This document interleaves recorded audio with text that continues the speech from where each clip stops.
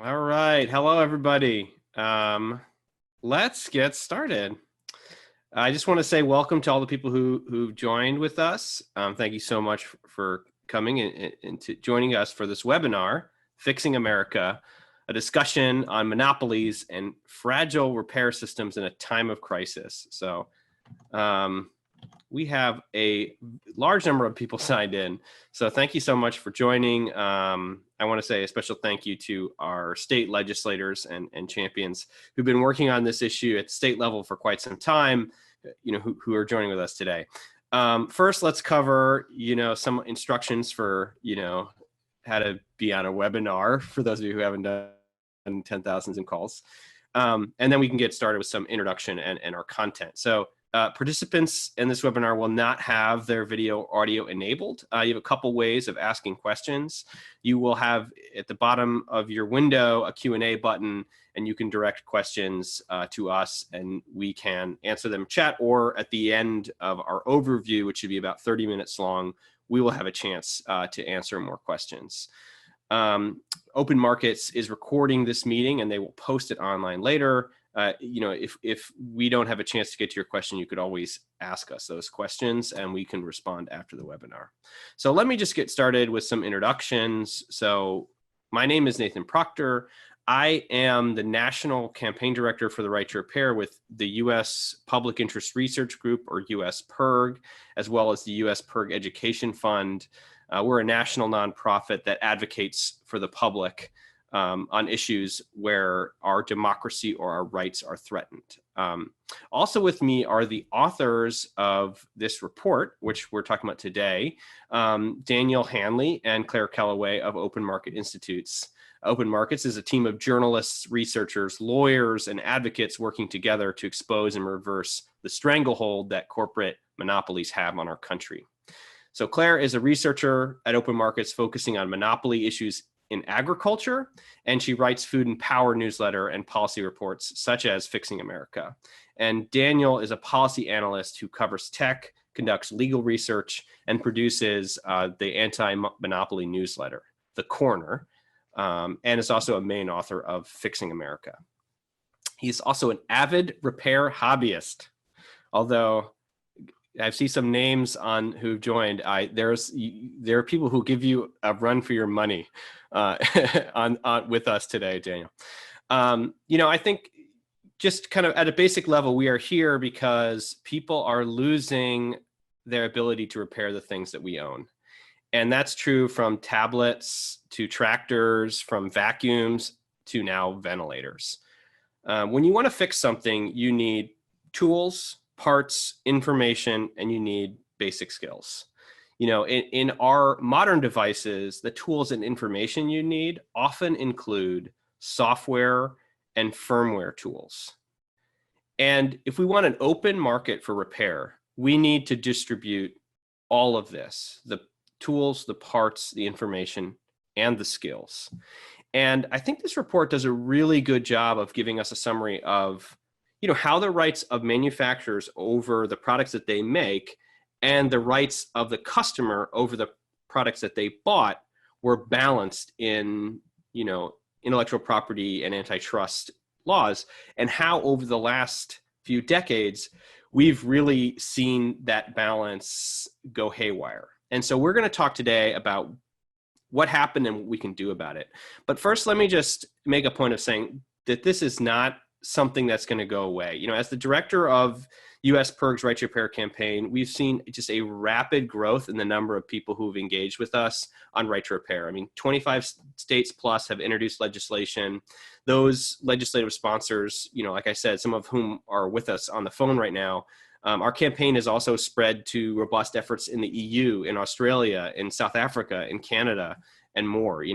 We've kind of hit this nerve. Sometimes antitrust issues are hard to connect with the public. They might seem, esoteric, but when you bought something and you can't get it fixed, or you feel pushed into what seems like a very overpriced repair or an upgrade, like, people have a more personal experience and they know they're getting the short end of the stick. And that's probably why we see polling like just came out this last week. And that's super tiny for me, but basically right to repair is not all that well known by people. I mean, I say a growing amount of people have heard of this, but the more you have heard about it, the more you agree. And, the vast majority of people agree. And the thing that's really interesting about that chart on the right is just how few people disagree with the idea that if you bought something, there should be some protections for your ability to have an open market for the repair of that product. In the summary of this report, the authors make a point. Monopolizing repair allows corporations to extract additional revenue during the lifespan of their products. But this profiteering comes at a larger social cost. And so I wanted to underscore some of the ways that COVID-19 has hinted at some of these larger social costs, which we thought would be a good case study about why repair monopolies are bad and why they require us mounting a response. So when you consolidate repair to the manufacturer, that does a few things. It reduces options for consumers. It reduces the number of technicians who have experience with that device. It reduces the distribution of parts and tools. Repair timelines tend to grow longer. Downtime increases. Right now there's some untold number of people with their computers stuck in a locked Apple store, right? They won't get them back until the Apple stores reopen.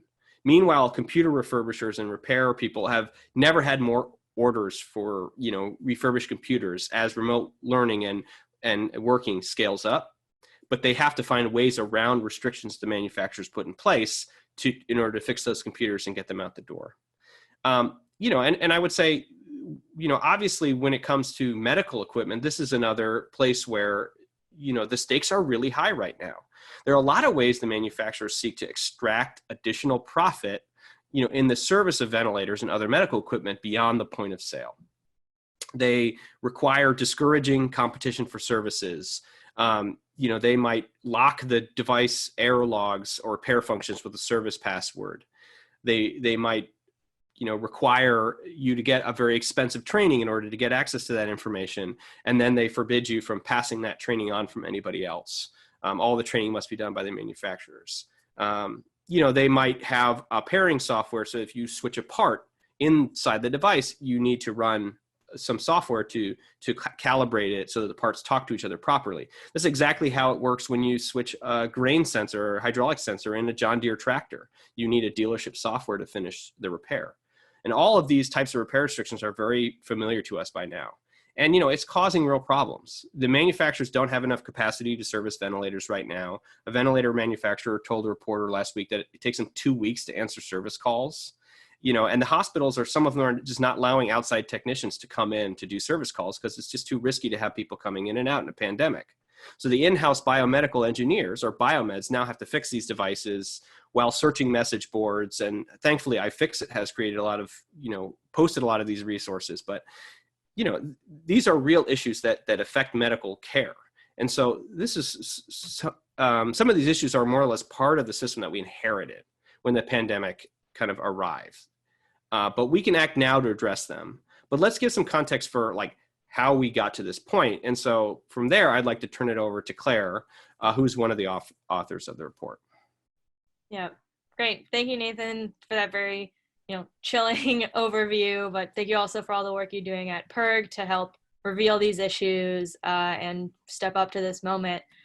And again, as Nathan mentioned, my name is Claire Callaway. I'm one of the co-authors of Open Market's latest report on the history of repair markets and also what we can do to promote more open and accessible repair.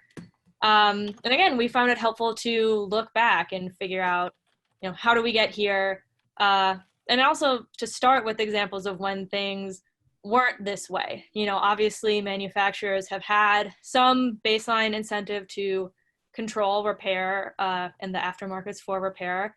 At the same time, we do find that, repair was much more available and accessible, and products themselves were designed with, a sense of durability, and consumers really expected, full usage rights, full ability to tinker with and fix their goods as they saw fit. Some examples, we look at refrigerators were actually often passed down and thought of things that could be repaired and given to children.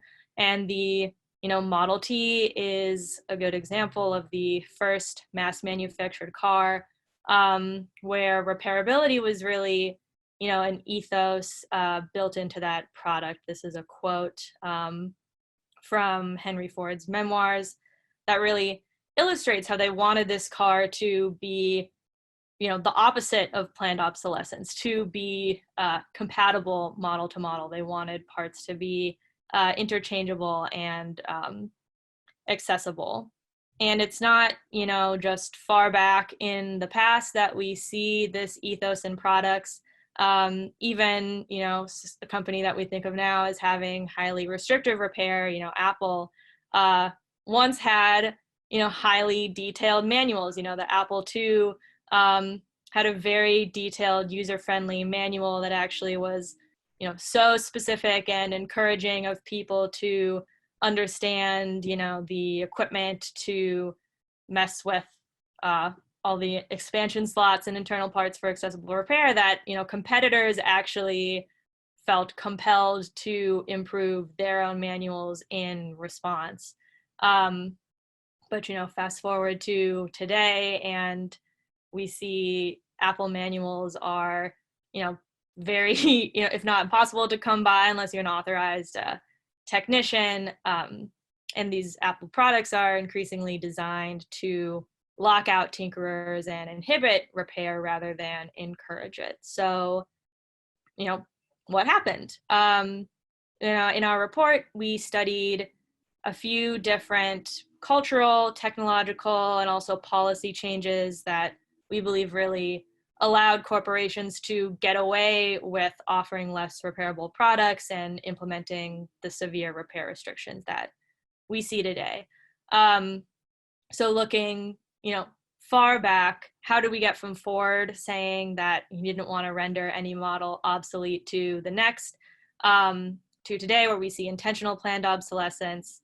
And we see that was, a really intentional move on the part of marketers, economists, manufacturers, to try and change American demand and really condition consumers to want the newest, latest goods before their old items had run their course as a way to induce more consumption. This process was psychological obsolescence, marketing products, again, for up-to-dateness, for the latest styles, and this broader shift in norms undermined some of the expectations around durability and repairability, and also laid the baseline for the rise of planned obsolescence, these very intentional design changes that we see today, to purposefully create, non-interchangeable parts, and designing goods even for single use, or designing goods that can't even be repaired. But, certainly thinking of a lot of the examples that Nathan mentioned of ways that manufacturers restrict repair, technology changes certainly enabled unprecedented restrictions, this reliance on software and the computerization of products that, really change the way we repair goods, in the sense that you can't even use the same basic senses of looking under the hood or listening to a device. Requires the reliance on things like diagnostic software that manufacturers can pretty almost too easily withhold from consumers and repair techs. In addition to diagnostic software, all these critical digital tools are just, again, far too easy to withhold and prevent repair. At the same time, just because technology has enabled these new restrictions, it doesn't mean that we have to accept that these restrictions were inevitable, or that the current monopolized repair markets that we see today, were bound to happen. Because, most importantly, policies ultimately shape the markets that we have. And in the case of repair, a decline in antitrust enforcement, a decline in consumer protection enforcement, really played a role in allowing dominant manufacturers to, again, get away with a lot of restrictive tactics that we see today. And this wasn't always the case. Looking at one particular case of federal enforcers charging or accusing IBM of monopolizing the tabulator market, so the sort of analog punch card computers. The DOJ saw that IBM had a lot of control over this market and entered into a consent decree with the company to try and, again, prevent them from cornering this market. And a part of this consent decree was to, make parts and repair available. We also see that up until the 70s, laws like the Magnuson-Moss Warranty Act were still being passed, laws that really prevent corporation, or the Magnuson-Moss particularly prevents corporations from tying product warranties to the use of their repair services, in addition to other regulations around warranties. And we don't see this law being enforced today, even though, PIRG and others have documented the ways that manufacturers are sort of openly disobeying this law. The most action that the Federal Trade Commission has done to date is to send a warning letter out in terms of violation of Magnuson-Moss. And so, clearly there's an issue of insufficient enforcement, and we think that there are a lot of examples of actionable antitrust violations, across repair markets today. I guess with that, I'm going to hand it over to my co-author, Daniel, to talk a little bit more about these specific antitrust violations that we see today, and also the harms that these limited repair markets pose on consumers, small businesses, and broader society. So, yeah. Awesome. So just as a reminder, I'm a policy analyst at Open Markets. And yes, as Claire mentioned, there's definitely been many different ways in which these manufacturers have restricted repair markets for more control. And what's unique about this particular issue is that manufacturers have taken really an all of the above approach. They've really pursued every major avenue that they can use to restrict repair. And just some of the big ones that really implicate antitrust law, which we'll talk more about later, are the tying of services, which is the forced purchase or inclusion of separate goods and services, such as a product and an authorized repair store. There's also refusals to deal, which basically is a manufacturer refusing to supply third-party parts to third parties or consumers. Along the same lines, there's also exclusive dealing, which is where manufacturers, at least in the right to repair context, authorize only specific parties to obtain access to parts, tools, and manuals. So now they determine who can do what they want with their products or get the parts that they need to actually maintain these products. There's also a predatory design aspect to this. And so this actually serves, there's actually two different angles on this. In some cases, it's where manufacturers purposely make products that are unrepairable. A good example of this is Apple's AirPods. They are just not repairable. They just cannot be opened. The battery can't be replaced, a whole bunch of other things. In other cases, manufacturers make very specific and purposeful choices, design choices rather, such as using glue or specialized tools that, while not exclusively or preventing repair completely, what they do is deter consumers from trying to repair their products at all. And it's, again, just creating an additional barrier, an additional thing that consumers have to overcome to actually, you can almost say, obtain full ownership and do what they want with their products. Manufacturers also use restrictive contracts that are quite esoteric, lengthy, and difficult to read and get through fully. And the most common one that consumers, or at least everyone else in general, encounters these are the end user license agreements, or EULAs, where you have to click and you sort of just scroll through them and just click them and you just agree to whatever it is. These are particularly nefarious because they actually control the use and modification of a product or service after the purchase is made. So this is sort of a post-sale restriction that consumers just generally don't know exists, and sort of limits their ownership of the product. And lastly, there's also just leveraging IP law. And again, there's many different aspects: patents, trademarks, copyright, but copyright in particular is probably the one where we're encountering this the most, as Claire was detailing just with the aspect of computer software, and Nathan as well was also detailing this, is and the existence of the Digital Millennium Copyright Act that prohibits parties from circumventing software locks. And basically, you know, this is, it's again, it may seem complicated, but if you really boil it down, these barriers, especially within the terms of copyright law that are created, essentially mean that tinkering and innovation derived from those products is illegal and prohibited. And again, consumers just do not, these all, when you look at this entire list, it's pretty hard for consumers to really understand or to accept the fact, do I own this? Do I actually own what I have purchased? And so when you look at all this, there's, you know, products, they don't exist in a vacuum, right?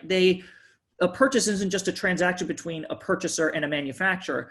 There are purposeful decisions that go into how a product designs, is functioned, and that intersects with how a product is repaired. And our report, to try to, you know, sort of expand on these consequences, really focuses on four main ones.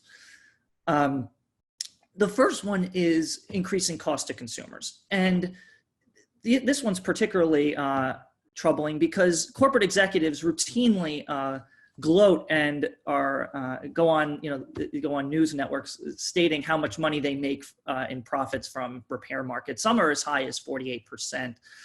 And this is where sort of the restricting repair, the incentives rather, become quite evident, is that if a company controls the repair markets, they effectively control the cost of repair, and it can sort of control their bottom line. And just one quick example that I think is particularly interesting because it's so personal now these days is the cost to repair cell phones is about 61% higher than it was 2 decades ago. Increased e-waste is another main concern. And if you think about it, restrictive repair also leads to, again, as Claire was discussing, is unnecessary purchases. And but where do the old products go? Well, they go to landfills.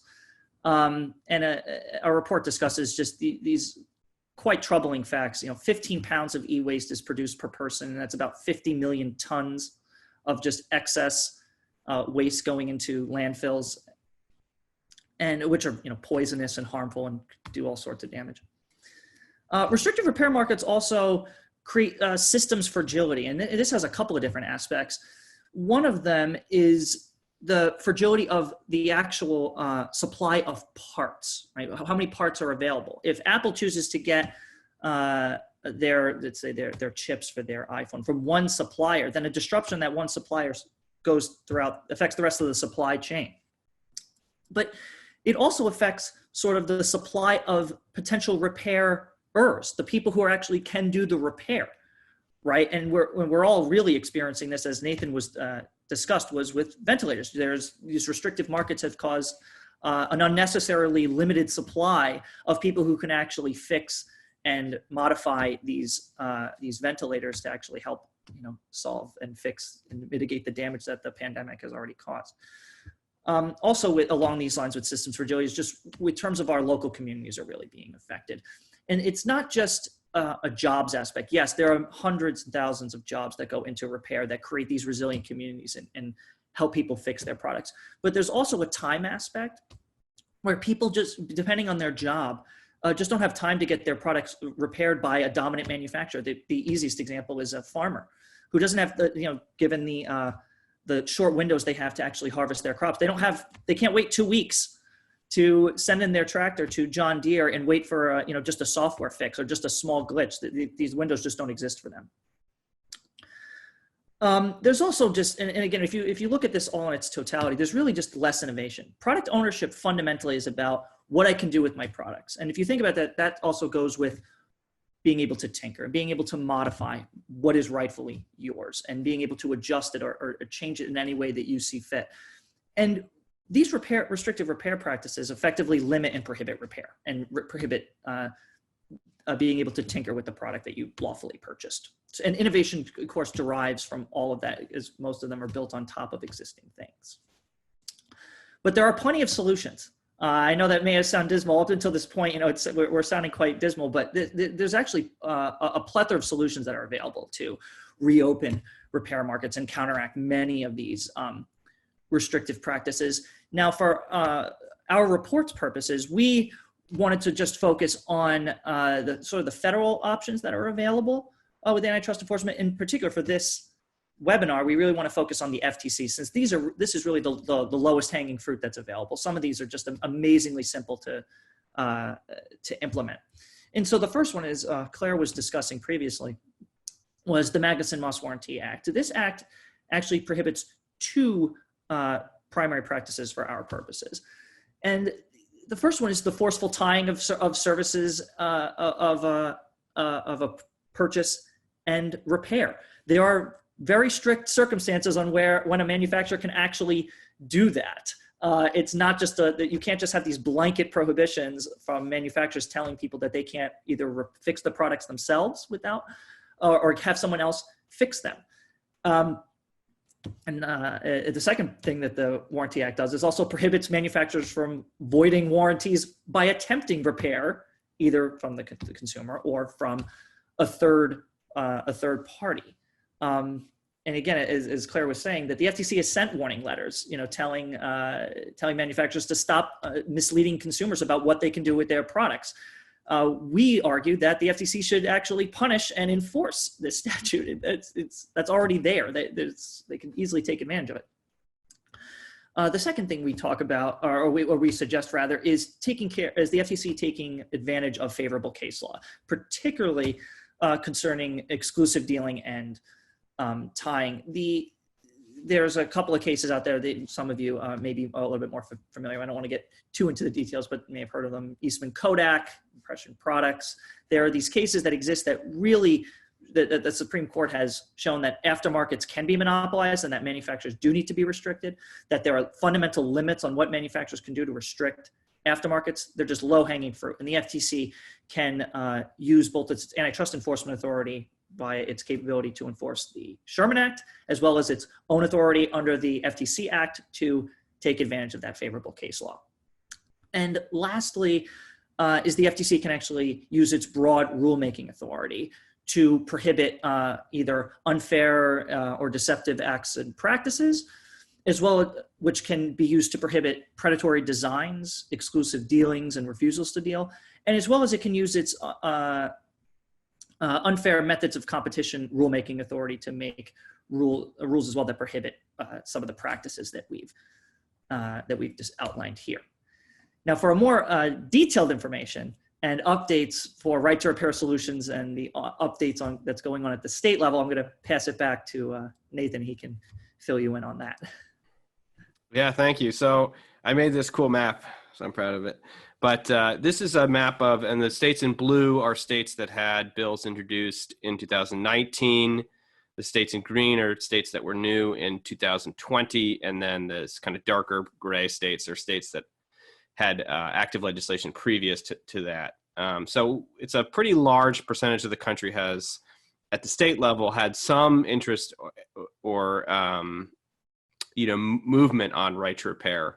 And there's a number of states that are not in this map that we kind of have talked to lawmakers for, and there's considerable interest in those states as well. I think there's a couple of reasons why the state action is important. One is, states typically have jurisdiction over contracts, and when you sell somebody something and then you prevent their ability to maintain that thing, I mean, that strikes me and a lot of others as basically an unfair contract. And this is something that states really can step in and do something about. And the other example is the fact that there is one statewide right to repair bill in effect that's passed and been enacted, and that's right to repair for automobiles in the state of Massachusetts, which was considered by the legislature, was also considered by voters in the ballot.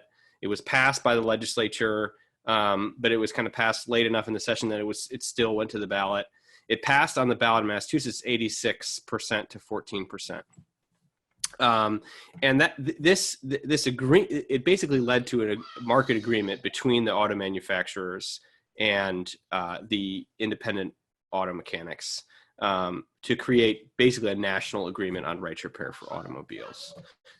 So there's opportunities for states to address a problem that their residents are having in a way that can potentially kind of bring the groups to the table and solve this problem.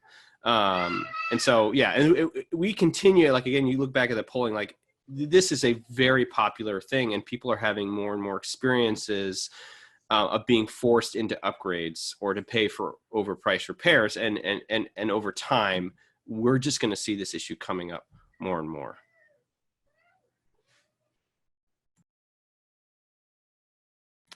So that is it for our presentation. We thought we would stop there and start asking questions. And we have a couple that have come in. We had a couple people point out examples of exclusive dealing. Apple has a very famous IC chip that YouTuber Louis Rossmann often talks about, which they arranged to deal with the parts manufacturer to refuse to sell that replacement chip to any other business, so that they would be the only place that could fix those computers. iFixit, which is joining our call, also said that the sole supplier for Samsung's earbud batteries refuses to sell those batteries to iFixit because Samsung has specifically disallowed it.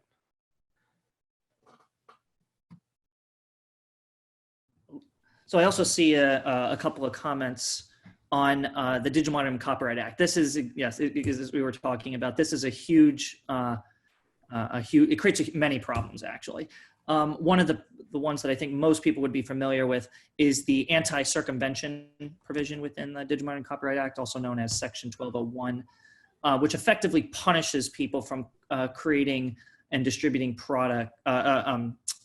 circumvention tools for software locks. Now, fortunately, though, the Copyright Office, also known as the Library of Congress, can create temporary exemptions. If I recall correctly, it's 3 years, 3-year exemptions under that act. And as recently as 2018, there was a pretty good exemption, not a lot of wins, but a couple of wins in terms of cell phones that was recently passed. And we hope that the Library of Congress can see that these exemptions actually produce great outcomes for repair and actually facilitate repair and facilitate product ownership, and hope to see some of the exemptions to be permanent and expanded to help facilitate this.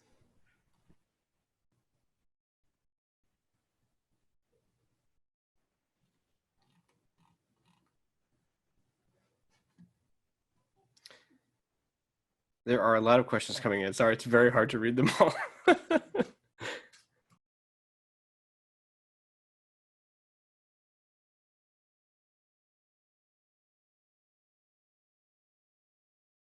All right, somebody wrote in, what about safety concern? Like if somebody hurts themselves trying to repair a product, or if a ventilator isn't repaired properly with potentially profound outcomes. How should we measure and credit concerns on those fronts? I mean, that is certainly something that we have to speak to a lot in a group organization like US PIRG, which is, that we're advocating for the public, right? So we're not advocating just for cheaper repair. We want to advance the public interest.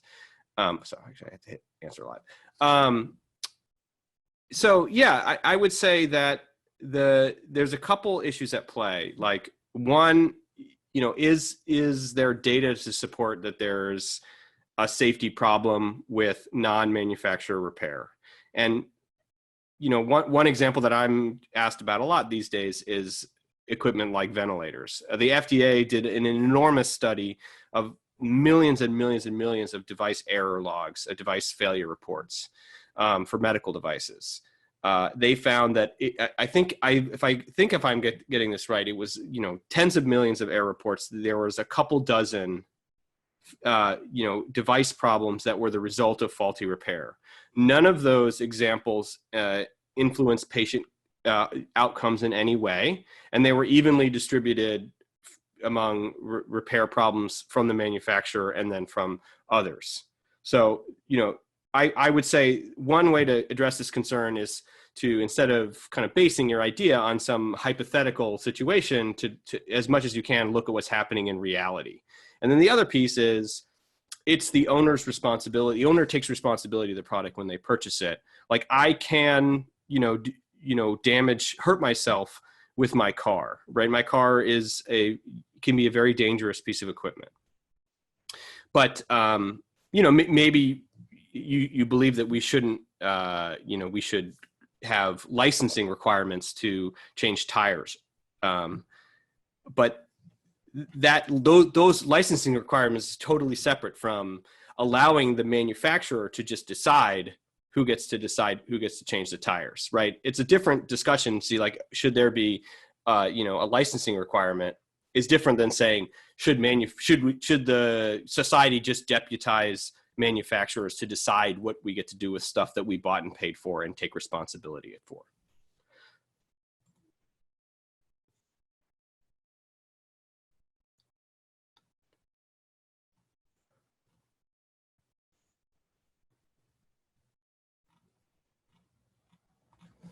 So I saw a question. I just wanted to make sure I'll verbally say the answer I typed. Someone was asking about how can organizations take a more sustainable approach. This is quite low-hanging fruit. One of the easiest ones would be to make interchangeable, standardized, non-specialized parts that are accessible not just from the manufacturer.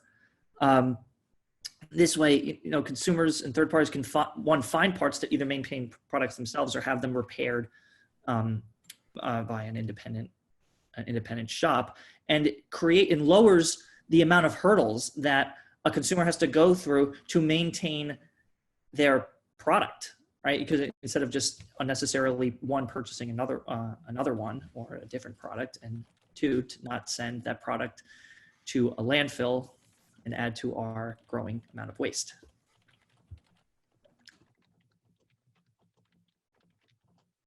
Yeah, and I can answer. I see a question here about considerations with data property rights and how that intersects with repair. I think in agriculture, this is, often I think the two issues are conflated and related because, a lot of these new tech and computerized aspects of farm equipment allows manufacturers to collect more information on farm operations.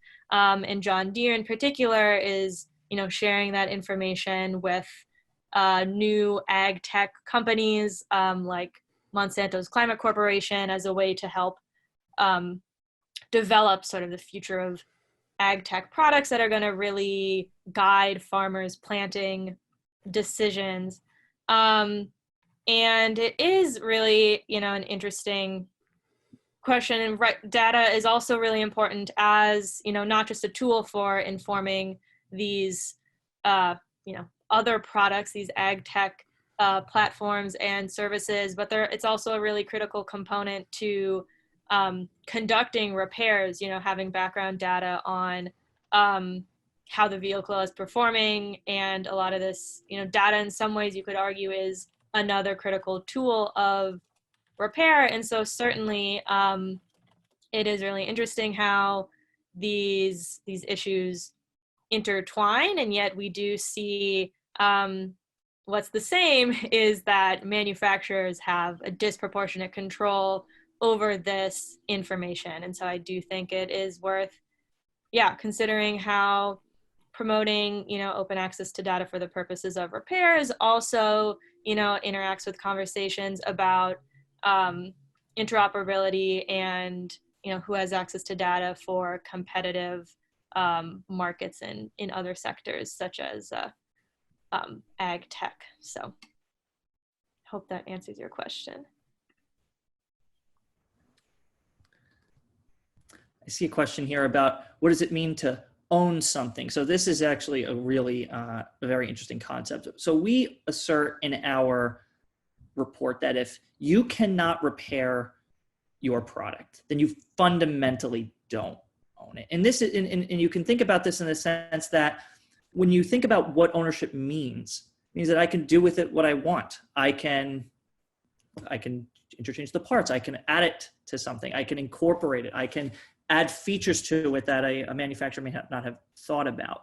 But when I'm restricted in terms of what I can do with it, such as I can't modify the software because of this could be a million different situations where I want to. I know with cars, a lot of people modify their cars to make, modify their engine to give them more horsepower or to delay the when the transmission changes gears. Like just in that, and why? Because they want to. Because it's their car, and they should want to be able to make such a modification. But now with these post-sale, with these restrictions, it's really hard to state that I fully own something. And in a particular instance, really sort of, I can show an extreme case where Microsoft used to have a digital books marketplace where people can buy books. And when that shut down, even though users got their money back, they didn't have their books anymore. They just left. So you really have to ask yourself, did I actually buy and own that book why I had it? Well, maybe you didn't. You probably didn't, right? Because it just went away.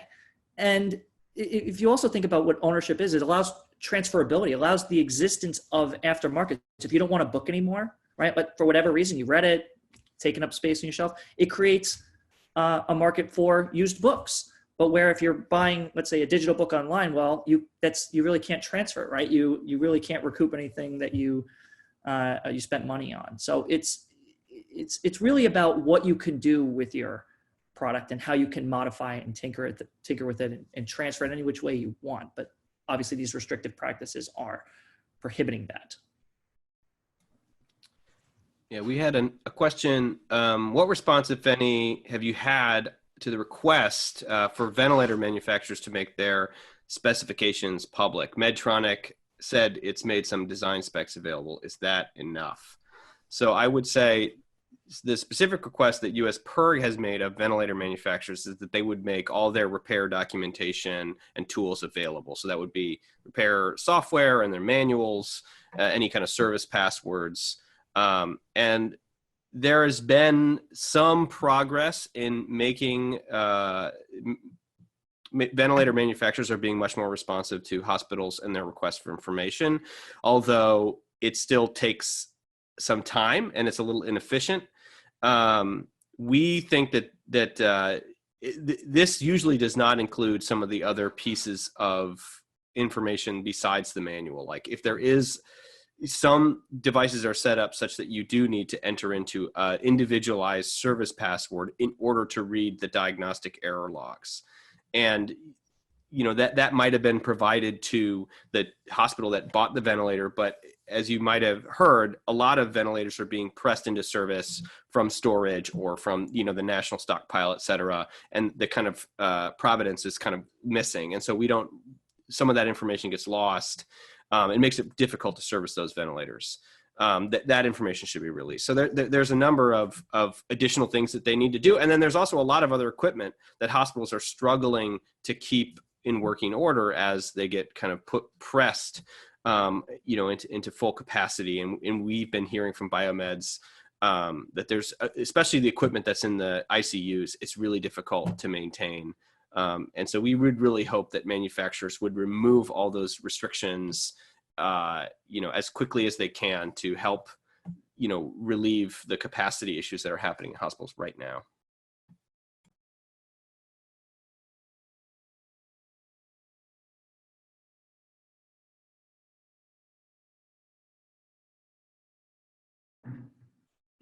I see we also have a question about sort of miniaturization, which I think is something I'll also probably rope Daniel in because I know he has thoughts about this too. But this the question is that we do see often manufacturers saying we're making these repair restrictions because consumers are demanding smaller, thinner products. which, requires us to affix things with, glue, or requires us to have things that can't be repaired. And I guess, I would perhaps push back on some of that framing by manufacturers that this is consumer driven. I think there are definitely evidenced ways to still, provide these smaller products while also designing them for repair. And again, I think a more robust, marketplace of laws and enforcement of predatory design tactics and repair requirements would sort of force this innovation, and also prevent manufacturers from taking these sort of cheap shortcuts. Daniel, I don't know if you had any thoughts on that as well. No, that pretty much hits the nail on the head for me. I mean, again, I don't know if this needs to be said, but there's no universal law that products have to be smaller and soldered to the motherboard. So these decisions to make these circuit boards the way they are purposeful, right? Like, I'll just use Apple because they're pretty much the archetype example. And one of the easiest things people do with their computers is like to increase the RAM, the random access memory, which sort of allows you to do more high-level tasks in more computational intensive tasks, run a lot of software at once, for example. And Apple purposefully solders them to the motherboard of your computer, so you cannot change it. You would have to replace the entire piece. That is not because they have to. That is because they want to. And same thing with the miniaturization. There are ways to get around that. There's not one way to skin a cat, so to speak. There are many different design aspects that go into how these products are made. If you just, I'll just use the iPhone. That's probably the most thoughtful product on the planet, right? How many thousands of engineers, how many people are going through and thinking about the design of that phone? I mean, there are clearly plenty of people, particularly that one product, that can engineer a way to make their product more open and accessible for others to repair. So I don't know if that adds to what Claire was saying, but yes, very purposeful.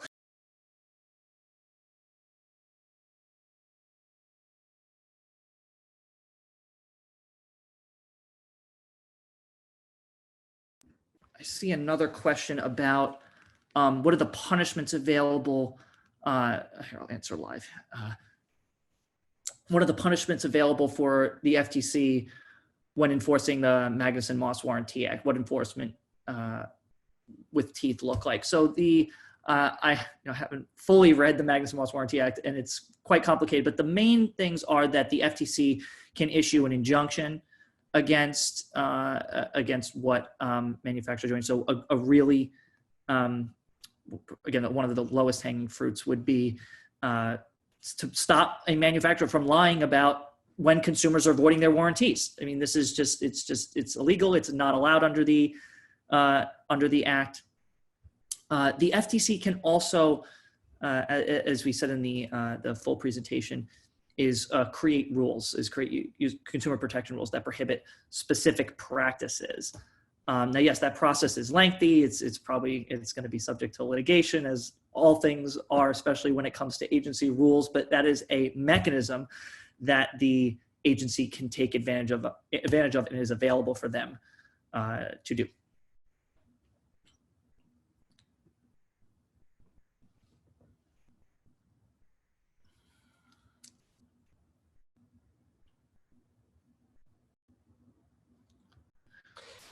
Somebody asked if there are ways in which information about repairability might be more available at the point of sale, which I think is a great question.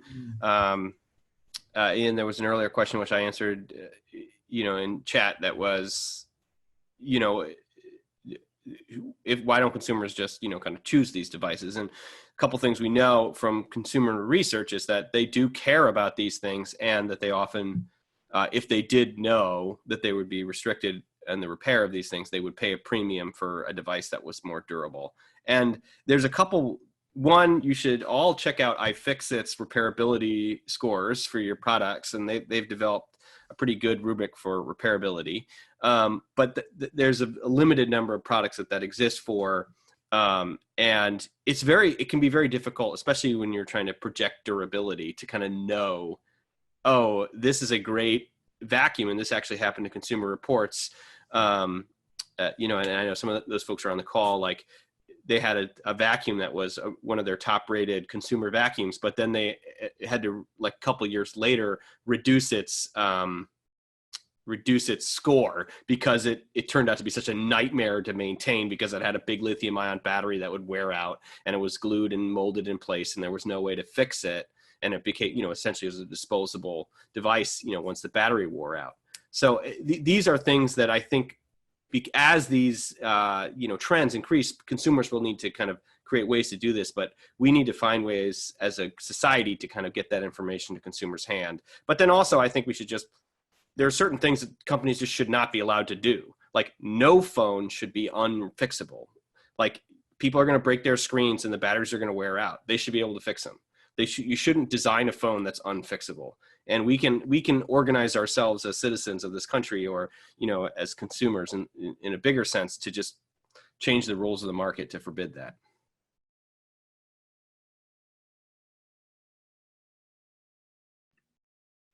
I see one question I can answer here. Oh, sorry, I answered the wrong one. Really quickly, about what % of farmers' budgets is going to repairs. I don't know, but I have another interesting tidbit. It's how much money are manufacturers making off of repairs. It's estimated that the margins on repairs for farm equipment are 5 times higher than the profit margins on the sale of new equipment. And so I think that just goes to show how repair is really a fundamental revenue stream for a lot of these manufacturers. It's a really profitable part of their business, which is why they're, again, so incentivized to control their repair markets. And it's also why, especially in farm equipment, we see actually a growing demand for old tractors that are more repairable. And so it's, a really interesting case of, I don't know, these designs being so predatory and so costly and harmful to farmers that, they're actually looking back sort of, to old used products as being more valuable to them than the newest, highest tech equipment. So, hope that kind of doesn't quite answer your question, but it's still interesting. I wanted to answer a question. What can organizations do to be more sustainable? Can you share examples of companies that do this well? So there is a number of companies that honor their customers' right to repair. I think in the computer world, which is a really robust competitive, like when you talk to laptops and desktops, a really robust competitive environment. And Dell and HP essentially do 100% of the things that we're asking companies to do when it comes to providing access to parts, service information, repair software, and firmware. So to me, that's certainly as a customer, like that's an incentive to buy a Dell, which I do have, because I find it very easy to upgrade, which I periodically need to do because Chrome eats RAM. And yeah, you had to get some kind of computer geek talk in there. But I do think that there are some markets and for some products there's just not a good option, right? I was talking to some Tennessee lawmakers and one said, well, why can't you just buy a tractor from a company that doesn't do this? And the other is like, no, there is no company. And then the response, was like, get a horse. And it was, that's, if you're trying to earn money as a farmer, that's not a good option.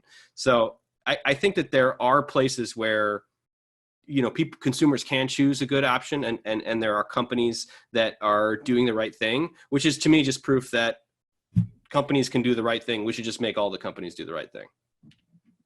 You gonna take the last question, Claire?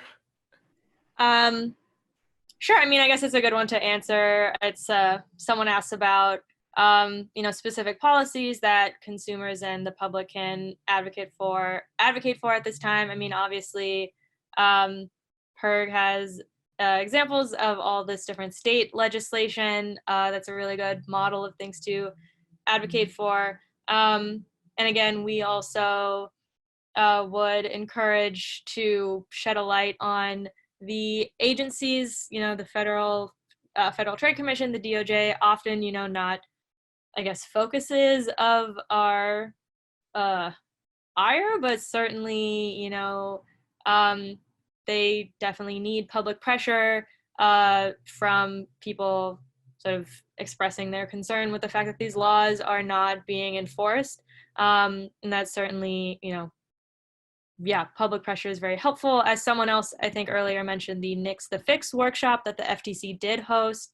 Oh my gosh, almost a year ago now, I think, last summer.